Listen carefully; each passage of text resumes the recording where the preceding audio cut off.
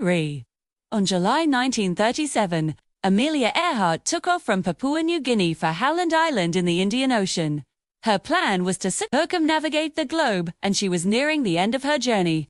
But tragically, she and her navigator, Fred Noonan, would never make it to Howland Island.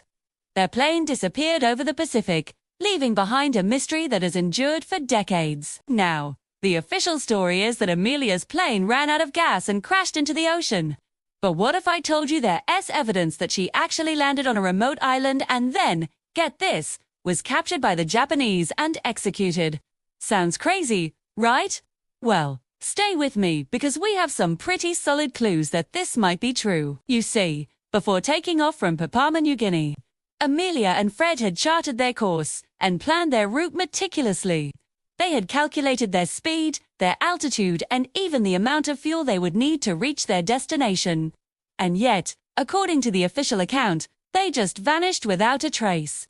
No distress call, no crash, nothing. Tire. It's hard to believe that a seasoned pilot like Amelia could have made such a catastrophic error. But there's more. After the war, the US military conducted a search for Amelia in the Marshall Islands. They found a small plane that matched the description of hers. And they even found parts of the plane that were similar to Amelia's. But when they searched the area, they didn't find any sign of a crash. And as far-fetched as it sounds, they did find some evidence that suggested Amelia may have landed on the island and then taken off again.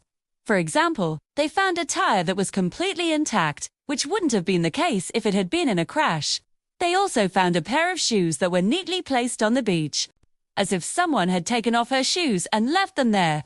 And if that wasn't enough, they even found a lipstick that was imprinted with the initials A, Amelia Earhart. And then there's the story of the bones.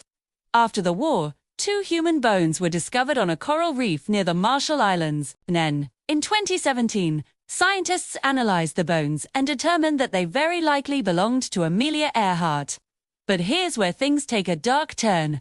The bones showed signs of violent trauma, which suggested that Amelia didn't die in a plane crash.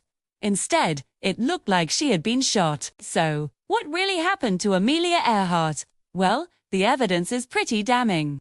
It looks like she landed on the island, but then for some reason took off again. And given the fact that her bones showed signs of violence, it's possible that she was captured by the Japanese and executed. Of course, this is just a theory, but the evidence is certainly intriguing. It makes you wonder what really happened to Amelia Earhart.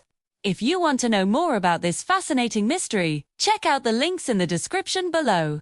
And who knows, maybe one day we'll finally solve the case of the missing aviator. Speaking of missing people, have you ever lost something really important? You know, like your keys or your wallet or your dignity. Well, if you're like me, you've probably lost all 3 on more than one occasion. But luckily for you, there is a way to find your lost items with the help of technology.